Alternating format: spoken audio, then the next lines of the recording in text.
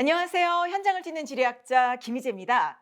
자, 제가 이 유튜브를 시작하기로 마음을 딱 먹었는데요. 왜 제가 갑자기 이렇게 유튜브를 시작하게 됐는지 여러분들께 좀 사연을 좀 설명드리고자 해요. 제가 90학번이니까 지리학 전공한 지 한 30년 좀 넘었는데 요새 들어서 이렇게 지리학 찾는 데가 엄청 많아진 거예요. 그리고 서점에 가보면 베스트셀러 1, 2위가 지리의 힘 1, 2더라고요. 그래서 제가 이게 완전 지리학 전성시대구나 해서 흐뭇하기도 하면서 제가 좀 아쉬운 게요. 이 지리의 힘이란 책이 지리학 전공자가 쓴 책이 아닙니다. 그래서 어떻게 보면은 중고등학생이 재미있게 읽는 수준의 책이에요. 약간 이게 지리학의 전부다라고 생각하시면 그건 엄청난 오해입니다. 그래서 제가 TVN의 요즘 책방 거기 나가서 제가 지리인편 패널로 좀 얘기했는데 아이고 설미 선생님은 다 하고 저는 다 잘렸어요 제 말은.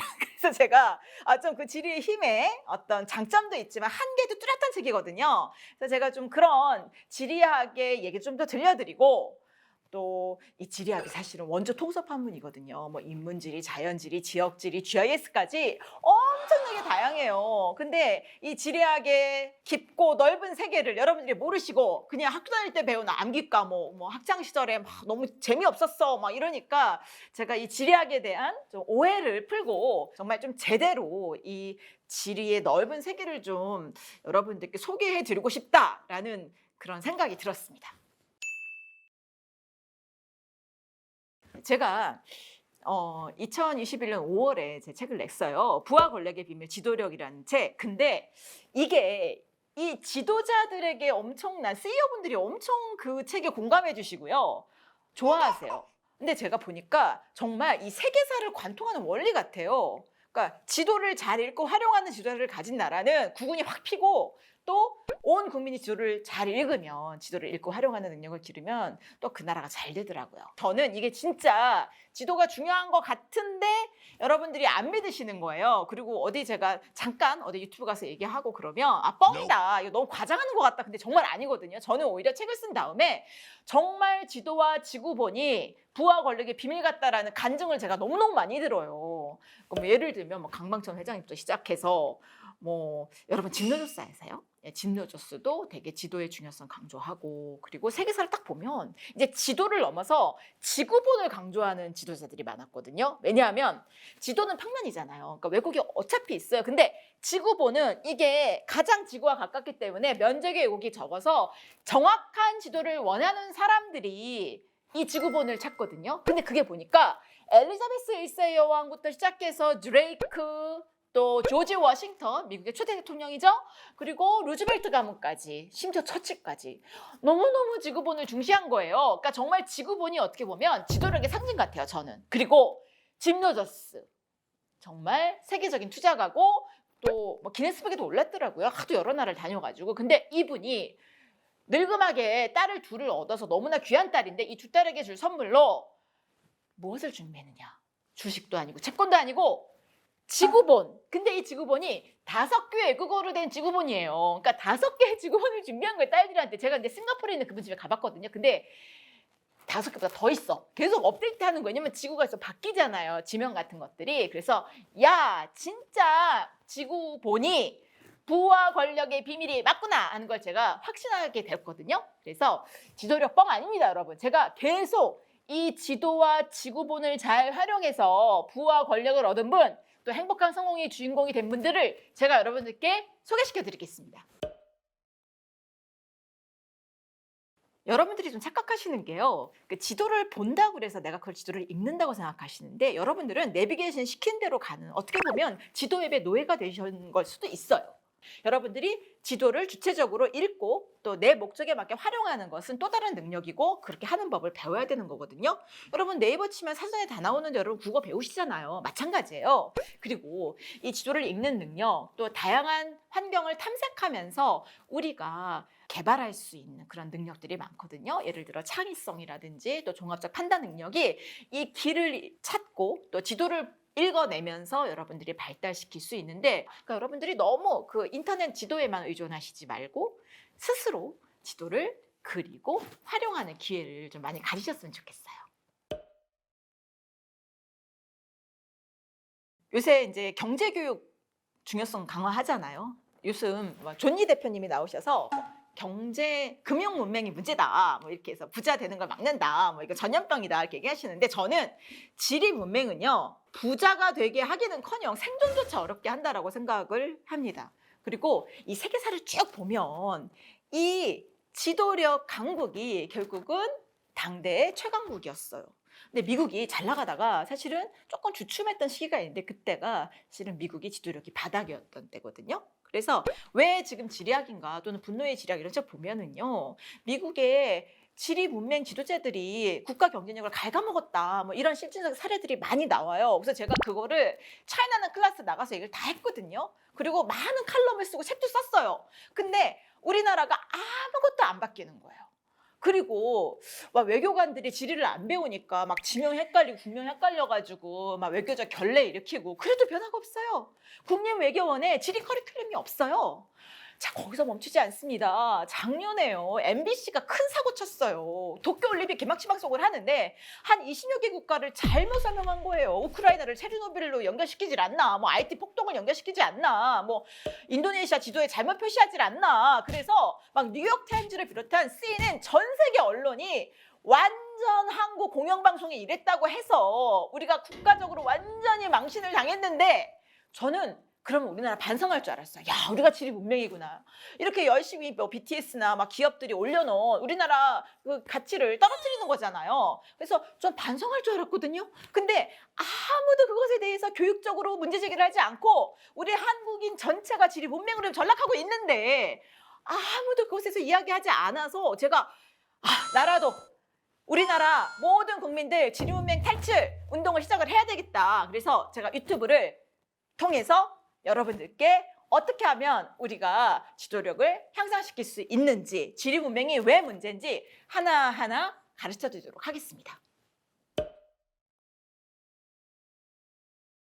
제가 이 지도가 부하 권력의 비밀입니다 이렇게 얘기를 하면 다들 물어보세요. 어떤 지도 봐야 돼? 근데 정말 제가 안타까운 게 뭐냐면 좋은 지도가 별로 없어요. 그러니까 제가 지도를 막 사세요 이런 말도 못 하겠는 게 너무 엉터리 지도가 많은 거예요. 그러니까 19세기 그 영국에 만든 지도가 있어요. 근데 그거는 비행기도 없던 시절이고 배를 가던 시절이라 각도는 정확한데 면적이 엉망이거든요. 근데 그런 지도를 지금 21세기도 너무 많이 봐요. 그리고 더 중요한 거는 이 영국 중심의 세계관이 거기 들어있어요. 그러니까 영국의 식민지였던 나라를 중시한다든지 예를 들어서 호주나 뉴질랜드 같은 나라들. 그러니까 제가 볼 때는 너무나 이 영국의 오래된 제국주의적인 사고에 갇혀 있어. 그래서 이거 좀 업데이트도 안 됐어. 그러니까 옛날 지도를 보고 계획을 세우면 그게 잘 되겠습니까? 기초가 부실한데. 그래서 제가 그런 얘기를 많이 해요. 그러니까 교육계, 학계 얘기 많이 하는데 저는 기업들은 제대로 보겠지 그랬어요. 정확한 지도를 보고 있겠지. 근데 제가 요새 컨설팅 굉장히 많이 하거든요. 다들 불안하시니까 막 동남아 관심 있는 분들이 이제 저한테 물어보세요. 그래서 해외 진출을 위한 지도를 한번 갖고 오세요. 그러면 그 지도가 엉망인 거야. 그래서 저는 야, 근데 기업조차도 정확한 지도를 안 보니 이게 노력한 만큼의 열매를 거두기 어렵겠구나. 내가 진짜 온 국민을 위해서 정확한 지도를 어떻게 고르고 또 나한테 맞는 지도를 활용할 수 있는지를 가르쳐 드려야 되겠구나 이런 생각도 했고요. 또 제가 그래서 답답해가지고 내가 여기저기 떠드니까 이제 제가 KBS2 아침에 제가 지도 읽어드립니다라는 코너를 해요. 제 이름을 달고. 근데 제가 너무 부끄러운 게 제 책도 그렇고 제 방송도 그렇고 거기서조차 지도가 제 마음에 안 들어요. 막 열심히 그린다고 스태프들은 최선을 다하는데 정말 정확한 지도 그리는 게 되게 어렵고 잘 표현하는 게 그 나름 전문성이거든요. 근데 우리나라에 그런 사람이 없는 것 같아요. 그래서 제 지도도 마음에 안 들어요. 그래가지고 제가 이 유튜브를 통해서 지도의 어떤 점이 문제인지 그리고 어떤 걸 신경 써야 우리가 정확한 지도를 그리고 활용할 수 있는지를 제가 여러분들께 꼭 알려드리고 싶다는 생각을 했습니다.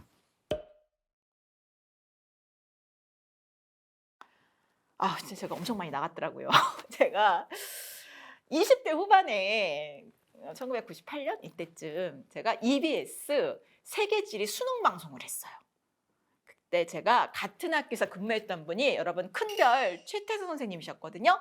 근데 그때는 제가 더 인기가 많았어요. 그래서 제가 먼저 나갔어요. 그래서 그분이 나중에 나갔는데 근데 제가 세계지리 강의도 하고 또 EBS 세계 테마기행이라는 프로그램이 있어요. 제가 거기 한 10여 년부터 나가가지고 특히 오지를 많이 나갔어요. 그래서 제가 최다 여성 출연자예요.